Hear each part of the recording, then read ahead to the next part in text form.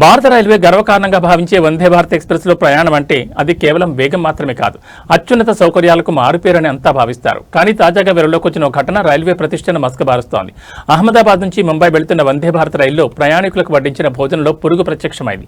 దీంతో ప్రయాణికులు ఒక్కసారిగా షాకు గురయ్యారు. అహ్మదాబాద్ ముంబై వందే భారత్ ఎక్స్ప్రెస్ ఎంతో ఆనందంగా ప్రయాణిస్తున్న ప్యాసింజర్లకు భోజన సమయంలో చేదు అనుభవం ఎదురైంది. రైల్వే సిబ్బంది అందించిన ఆహార ప్యాకెట్ను తెరిచి చూడగా అందులో చచ్చిన పురుగు కనిపించడంతో ప్రయాణికులు విస్తుపోయారు.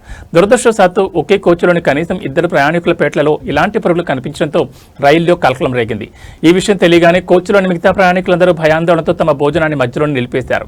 ఈ ఘటనపై ప్రయాణికులు తీవ్ర ఆగ్రహం వ్యక్తం చేస్తున్నారు. వేల రూపాయలు టికెట్ ధర చెల్లిస్తున్నా కనీస నాణ్యత లేని ఆహారాన్ని అందిస్తారా అని రైల్వే అధికారులను నిలదీస్తున్నారు. ఈ ఆహారాన్ని సరఫరా చేసిన బృందావన్ ఫుడ్ ప్రొడక్ట్స్ అనే సంస్థపై తక్షణమే చర్యలు తీసుకోవాలని డిమాండ్ చేస్తున్నారు. సదరు సంస్థ లైసెన్స్ రద్దు చేయాలని, ఇలాంటి అపరిశుభ్రమైన ఆహారాన్ని అందిస్తూ ప్రయాణికుల ఆరోగ్యంతో చెలగాటమాడుతున్న వారిని కఠినంగా శిక్షించాలని సోషల్ మీడియా వేదికగా రైల్వే శాఖను కోరుతున్నారు. గతంలోనూ వందే భారత్ రైళ్లలో ఆహార నాణ్యతపై పలు ఫిర్యాదులందాయి. అయితే ఒకేసారి 2 ప్రయాణికుల భోజనంలో పురుగులు రావడం అధికారుల నిర్లక్ష్యానికి పరాకాష్ఠని విమర్శలు వస్తున్నాయి. ఈ ఘటనపై రైల్వే బోర్డు విచారణకు ఆదేశించింది. మరి ఈ ఘటనపై రైల్వే శాఖ ఎలాంటి చర్యలు తీసుకుంటుందో వేచి చూడాలి. ప్రయాణికుల రక్షణతో పాటు వారి ఆరోగ్యం కూడా ముఖ్యమని రైల్వే శాఖ మర్చిపోకూడదు.